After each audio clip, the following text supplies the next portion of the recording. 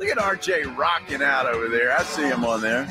Hi, everybody. This is The Blitz. I'm Joe Reinagel. Jason Minnick's under the weather today, so he's resting and recuperating. But RJ Ochoa is a machine. He just keeps going and going and going. Nothing can stop that guy. RJ Ochoa, blogging the boys, joins us now as he does every Wednesday at this time. RJ, how in the world is your hump day going, my friend? It is great to be with you, Joe. I hate football so much, and I wish it had never become a part of my life. Thinking about getting into like Pokemon cards or just anything else to take away time and attention from me. Well, I don't know why you say that, RJ, because you cover the team that gives you so much fodder, so much stuff to talk about that you'll never run out. There's something new and fascinating and controversial every day. I mean, they didn't even play a game last week. You know what I mean? And it is kind of a trope to say like, oh, the Cowboys will find a way to make a headline. They did. Like, they have nothing good has happened. Like, this is I just want to be left alone to commiserate in peace. You know what I mean? Like, but instead they're dragging us to the middle of the town square so everyone can laugh at us. We're visiting with RJ Ochoa, blogging the boys, joining us because of the Buyers Barricade guest line, or on the Buyers Barricade guest line. And RJ, I've got to ask you, have you ever taken a tour of the Star there in Frisco?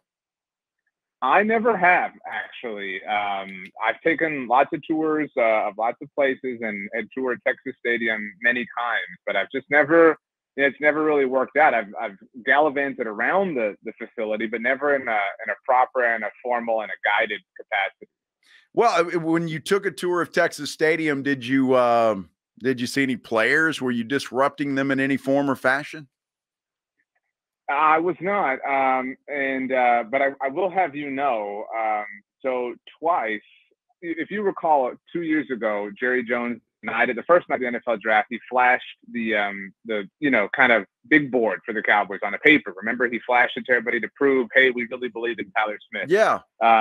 And this was actually before my time, but blogging the boys actually deciphered two different Dallas Cowboys draft boards in the past. One, because somebody left it available during a tour of sorts, and a picture of it surfaced on the internet, and BTB, again, without my help at the time, was able to blast it out to the world. So that's the kind of information you can find when you're strolling around. Well, I find it fascinating. Obviously, I saw you retweeted this, and actually Micah Parsons commented on your retweet, I think disagreeing the way with the article itself. The article is well written and well done by ESPN, and a lot of former players are saying what a zoo it is and a distraction when you have those tours coming in. I think one of his comments was some guys just can't handle the bright lights. You know, RJ, and I don't know where you stand on this, and I'll ask you, but for me, I just don't see the controversy here. I really don't see it. And I mean, if these guys can't handle a few people walking around the building during the week, I'm just not sure what the beef is. I think that there are a lot of things that are true here. I like to say that multiple things can be true, and typically that's with situations where there are two things, right? Now, this article was written by Kaylin Kaler, who is outstanding. Rob and I actually had her on the Morning Huddle at the Super Bowl in Las Vegas, so she's a friend of the station. That being said, I don't think that anyone legitimately believes that the tours are why they can't win the Super Bowl. So I know you're not fighting that point, but if anyone is, no one is opposing you. I do think that history is written by the winners, and so when you don't win, you don't get a chance to do that. And so when you do different things, you sort of offer the opportunity for people to point and laugh and mock. And they are the only team that does certain things, including behaving in this particular capacity. So it is, I wouldn't say fair, but it becomes a thing to point and say, well, you're doing that thing and nobody else is doing it. And so when you lose, and you lose in dramatic fashion, the tours or the sun in the stadium, those things become bigger than they actually are. A lot of people have pointed out these are just jaded, bitter exes, Joe. But this has been a thing for a long time. You've got several players mentioned in this piece: Dante Fowler, Kelvin Joseph, Jaron Curse, Noah Igbenogany. We heard Dalton Schultz obviously was the first person to kind of do this. That's referenced in the article. But if you remember now, almost 10 years ago, when Cole Beasley, not 10 years ago, like 5 years ago, when he left the Cowboys, he talked about the same thing and everybody laughs. And so I do think there's enough to at least look at this and say, there may be a little bit of a point here. I mean, there may be something worth talking about. Not that it's, a 10 out of 10 on the seriousness scale, but it is something that clearly bothers some people. Well, obviously it bothers some people. Most of those people no longer play for the Dallas Cowboys, and I guess they're able to talk about it now. I don't know. I don't find it a big deal. Those guys do. We'll go with it. I just think sometimes we look for reasons to throw rocks at Jerry Jones. He's given us plenty of reasons to throw rocks at him, but I think you're right. When it comes to the sun in the stadium or the tours or, I don't know, the wind blew out of the north today, it's all Jerry Jones's fault. Yeah, and I mean, they do themselves no favors, to be clear, right? And if they ultimately win and they Sinatra style it, right, they can laugh and they can say, look, man, we won and we had these tours. And did you see, if you pay $90, you can have a conversation with an AI Jerry Jones, which was kind of buried under all of this. But I think the most important takeaway from it was again, something else that got lost in just the chaos of this all. There's a quote from Jerry Jones in there where he says that he seeks out the negative things about his team and that he kind of leans into them in the sake, of generating attention. Now, you're right. If you're playing for 100,000 people every Sunday and you're letting 30 people gawking at you make a big deal, it's fair to wonder whether or not you're cut out for this line of work. But it can also be true that that isn't necessarily conducive to the best possible work that you can do, and that your owner constantly twisting the knife or pouring kerosene on the fire is doing nobody any favors. They suck right now, right? Like, we agree with this, and everybody is talking about how they suck because of things like that. That would get old. I don't think that that's controversial or weird or anything like that. That I can agree with. Absolutely. And I'm glad you feel the same way. I think it's a very small piece and really insignificant in the bigger scheme of things. What I do think is interesting is Jerry Jones going on the radio yesterday and calling out his head coach, who happens to be the play caller for this particular team, and say we've got bad plays and bad concepts. What do you think about those comments? Yeah, I mean, it's hard to disagree based on results. And again, multiple facets here. One, Mike McCarthy is now under fire this week, not because Stephen A said something about him, not because Kyle Shanahan took a shot across the boat. No, because his owner and his general manager turned up the heat on him, right? Like, and yeah, you have people who say like, good, I want them, on edge. Like, again, not a really peaceful environment to work in. But, there was a data point about a month ago.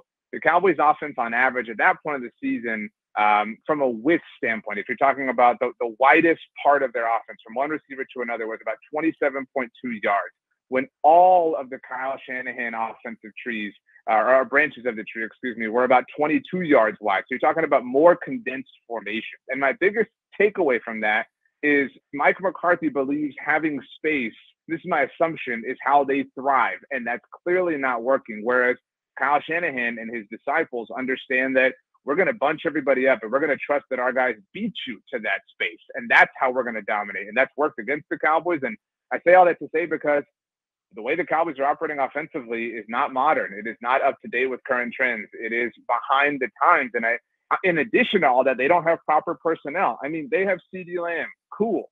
That's it, man. Like, it is CeeDee Lamb and some dudes. And I hate to say that about Jalen Tolbert and Kevontae Turpin, but they're asking Dak Prescott and Mike McCarthy, for that matter, to make lemonade. He's on an episode of Chopped, Joe, and it's, here's some Fruit Loops, here's some baking soda, here's some parsley. Let's see what you got. That's a good way to put it. And, I find it funny that when Jerry had the dust up, we're visiting with RJ Ochoa, by the way, blogging the boys. Jerry had his dust up with the hosts at 105.3 The Fan. He basically asked them, where am I going to go and find players? Well, I think a lot of teams are finding players. We got a DeAndre Hopkins. We got an Amari Cooper. We got a Devontae Adams. And other teams are finding players, and the Cowboys just don't seem to want to go out and sign anybody else. No, and I mean, look, if you're trying to gotcha Jerry Jones, it's not going to take too much effort, right? It's going to be pretty easy to disprove a point of his. But if you're expecting that to lead to some substantial change, then you're in the wrong line of work, because the man will contradict himself in the same sentence in these interviews. And so, look, it's not vogue to say that Patrick Mahomes is struggling, but he is. I don't think that that's, a demerit against him. He's still, on track to be the greatest of all time. But even still, he is Patrick Mahomes. He's unquestionably the best quarterback in the NFL. And his team says, well, do you need some help? We're gonna go get you. We're gonna get you some help. So, we can all acknowledge Dak Prescott is not Patrick Mahomes, right? Not a hot take or anything like that. So why would the Cowboys then not help him?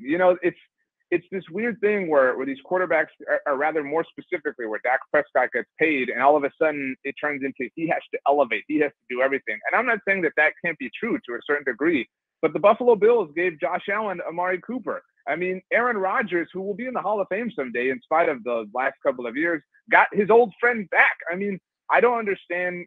There is no logical way to understand the Cowboys' refusal to help Dak, to help Mike McCarthy. But, this is the way they want to go. The only way you could truly parse it is that they don't want to part with capital. Well, it has to be that, and I can't see it any other way. We're visiting with RJ Ochoa, blogging the boys. Good friend of the show. Obviously, he's a family member. That's for sure. But when you look at it, RJ, think about it. I think the next two games, the San Francisco game, the Atlanta game, will tell the tale of the season. If the Cowboys can manage to win both of those games, I have to believe Jerry will go out and do something, because they are you got to figure at that point in time, they still got a shot at the division and certainly a very good shot at the playoffs. Yeah, and I mean, you hate to see injuries and things like that, but if Jaden Daniels is hurt, that certainly impacts Washington's potential ceiling. Obviously, Philadelphia looked stout last week, but it is the Giants. I mean, even the Cowboys are able to beat them. And so you're right. I mean, you win two games. Look, life happens really fast in the NFL, and you win two games, you're 5-3. All of a sudden, all this feels forever ago, and everything's hunky-dory once again. But I will say, if you go into that Eagles game right now, Joe, the Cowboys are riding a 5-game streak dating back to last year at home of allowing 415 total yards or more. They've gone 5 straight games allowing 415 total yards or more. That is tied for the longest streak in NFL history in terms of consecutive games at home. So 2 weeks from now is their next home game, and it's against the Philadelphia Eagles. So if you spin further out of control and the Eagles come and put you in first place alone, then, I mean, to your point, I do think that is a flashpoint for the Cowboys. I mean, it's right after the election, and so it's a big kind of, everyone's on edge about everything in life at that point in time. And if they pull off 3 in a row, they get to 6-3, then all of a sudden maybe people are back, getting ready for Monday Night Football against the Houston Texans. But if they fall further down this rabbit hole, then I mean, I think we might look back at the middle of October and say those were the sunny days as far as this season was concerned. Yeah, I don't think there's any question. As much as I say, if they win those 2 games, they're back in it. If they lose, you got to figure the season is pretty much in the tank. I mean, again, and I agree with you, the NFL happens fast, but boy, you go 3-5, you're in trouble. To be fair, they did fall to 3-5 6 years ago and still wound up winning the NFC East. But they did trade for Amari Cooper in the middle of that season and went on this incredible, miraculous run that also partly involved the Eagles collapsing in their title defense season. So football is funny and sports are funny, and a lot of things happen outside of your control. And I know that, look, everything feels bad, right? Like our pets' heads are falling off here. Like this is the bad place. But all of their goals, and I know the jokes, but all of their goals are in front of them. They're 500. They can win the division. They can still reach the NFC Championship game, win the Super Bowl if you want to really live in La La Land. But they're very close to it really kind of falling apart. I don't think they would fire Mike McCarthy, but I also think that they're just close from a fed up standpoint. The air is thick. I mean, it is so tough, and you can't go 24 hours without some sort of headline that is annoying. And so I do think that people are exhausted of rolling their eyes. And if that works for just you and I, RJ and Joe, it has to wear on the Dak Prescotts and the Micah Parsonses of the world. Well, RJ, I'm going to say there is some character on that Cowboys football team in Brandon Aubrey, who could have gotten out of jury duty. He went and he was selected as one of the 12 in a case. So Brandon Aubrey gets the character award of the day.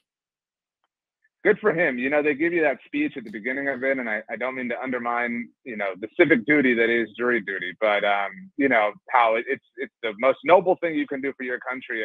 And Brandon Aubrey was the only person not taking a nap, you know, today when they said that. So good for him. But in a real and serious football way, that's kind of a huge threat, man. Like he is the point scoring option for this team. So what, I mean, Joe, tell me he's not going to miss his first field goal on Sunday night, and then Mike Tirico and Chris Collinsworth are blaming District 527 or whatever it is. Yeah, it's a felony case, RJ. And we're just fortunate. Somebody asked me earlier, Bob Ballou with KI Sports in Austin, what Cowboy's trial is it? And so, I mean, that it goes with the territory, right? Yeah, I mean, obviously not somebody he knows personally, because if not, he would have been able to get out of it. So at least there seemed to be at least 6 degrees of separation there. There does. RJ Ochoa, blogging the boys. RJ, it's always a lot of fun, my friend. Maybe better news next week to talk about. Probably not, but I'll be here nonetheless. I know you will be, my friend. Thank you so much for joining us.